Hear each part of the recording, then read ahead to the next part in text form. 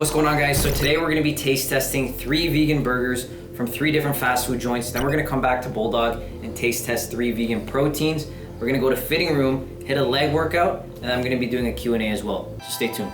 So we're pulling up to Burger King right now. Could I get the Impossible Whopper?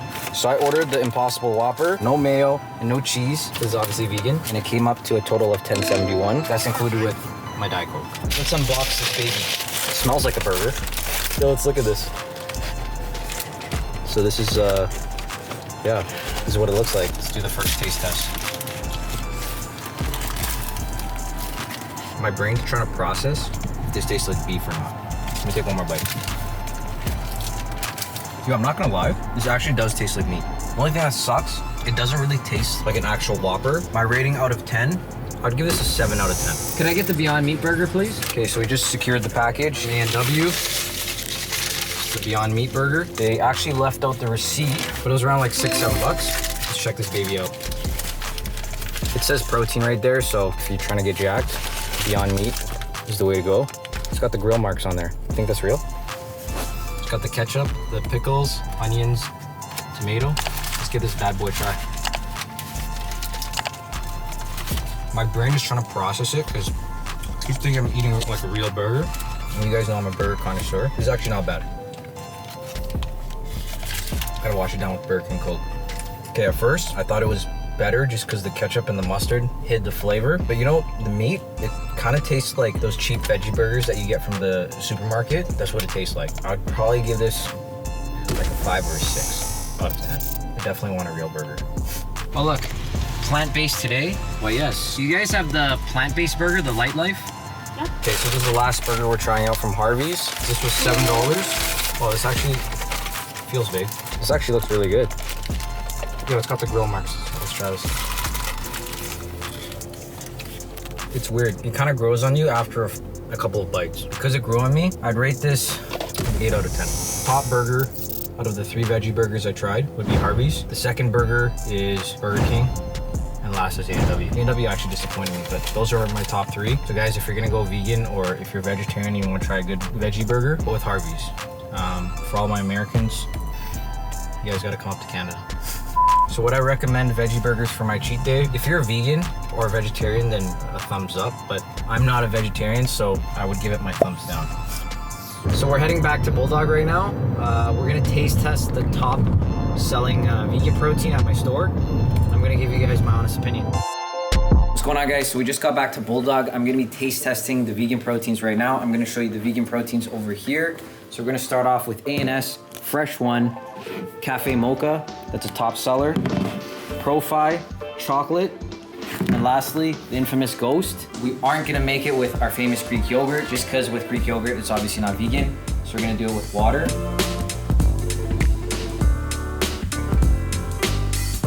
Okay, so we just finished making the shakes. We're gonna start off with A&S protein. This is the Fresh One vegan protein. This is 120 calories, 21 grams of protein. This is the Cafe Mocha, so let's try it out. Oh, this is good. I like an ice cap. So the second protein we're gonna try is the Profi. This again is 120 calories, 20 grams of protein. And this is the chocolate. Oh, that's bomb too. And lastly, we're trying the Ghost vegan peanut butter cereal milk. Oh, this is pretty good. I'm gonna pick the top 3. The first one I'm gonna go with is A&S Fresh One Cafe Mocha. Now the next 2, I have to give it to Ghost. The only reason why I have to give it to Ghost is because I'm a peanut butter lover, and this is actually a really good peanut butter shake. So that's my second, and third goes to chocolate.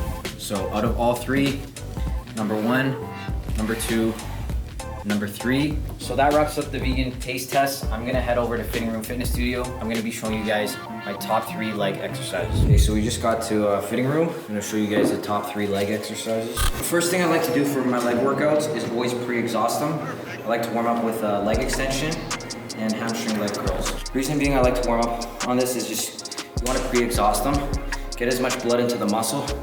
So when we start off with like, say like heavy leg press, we're already exhausted and we have as much blood into the legs as possible. I like to do this for usually 3 sets on each exercise. So 3 sets on the leg extension, 3 sets on the hamstring curls, usually 12 to 15 reps. So the first exercise we're gonna start off with after warming up with the leg extension and the hamstring curls is the leg press. So the leg press is one of the best exercises for growing your legs just because it works all areas. It works your hamstrings, your quads, your glutes, and you can really load the weight. For me personally, I like to do really high volume on the leg press just because you get the best contractions and I find it's the most effective for growing your legs. Okay, so usually for regular leg press, if you want to focus on the quads, you're going to be right in the middle. If you want to focus more on the hamstrings, it's going to be, your foot placement is going to be higher at the top, and that's going to focus on the hamstrings.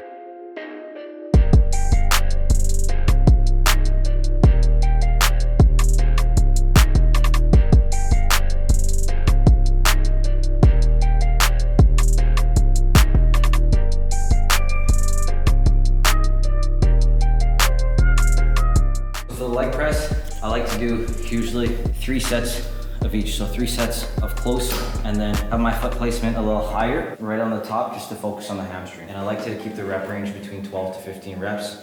With leg press, you want to do higher volume. So I like to keep the rep range higher. Just rush as much blood into the legs as possible. So the next exercise we're gonna hit is the barbell squat. Now this is a great compound exercise. You can really load the weight on this one. Now that we're warmed up on the leg press, usually like to keep the rep range 10 to 12. Usually 4 sets. So I start off with no weight just to make sure my form is. So with the barbell squat, I like to pyramid up to my heaviest weight or my heaviest set. Starting off with just the bar, then working my way up to 45, 45 and a 25, and then as heavy as I can go. Perfect.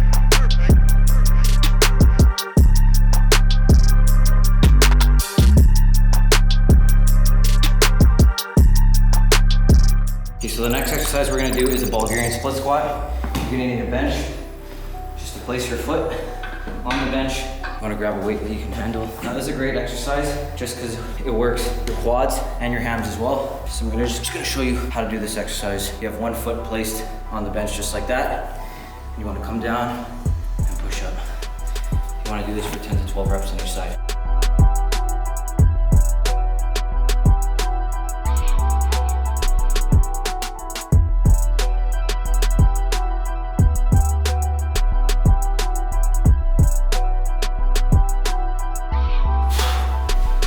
Switch to the other leg.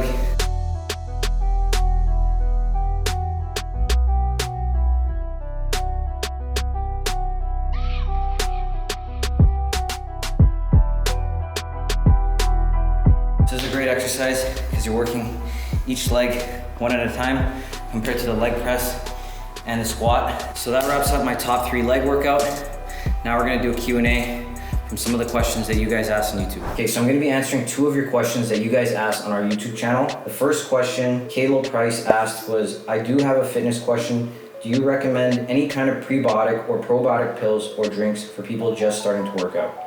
So the benefits of probiotics is you're pretty much replacing the good bacteria and in your gut, and it helps with digestive issues. It also helps with a lot of times when you're taking antibiotics, it kills the good bacteria off. So this is going to help promote a healthy gut microbiome. When you're taking a probiotic, you should look for a good probiotic, which has usually 10 to sometimes 50 billion strains of bacteria. So the one that I would recommend would be Renew Life or ATP Labs that we both carry at our store. Another good option is you can even take a whey protein isolate like Shinusa. So Shinusa is a whey protein isolate, but it has a probiotic infused in it.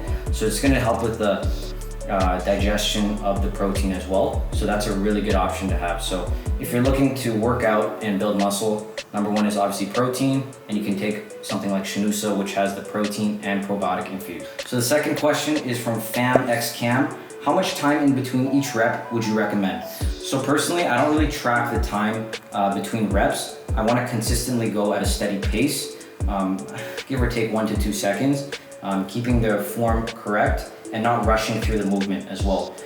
If you're talking about sets, then you can keep the rest time between 45 to 2 minutes, depending on what you're trying to do. If you're in a strength phase and you're doing like compound lifts and you're doing the 5x5, then the rest period should be longer. But if you're doing like bodybuilding hypertrophy splits, then you can keep the rest time a little bit shorter. Personally, I do 45 to 60 second rest time between sets. So I'm gonna be answering questions regularly, so I know a lot of you guys have questions, so if you want, leave a comment down below asking any of your questions. I'm gonna try answering 2 to 3 questions every video. So that was the end of today's video. I hope you guys liked it. Make sure you guys like the video, comment, and subscribe to me if you guys haven't yet. I'm gonna go grab some burgers or grab maybe a steak. I'm feeling a steak maybe.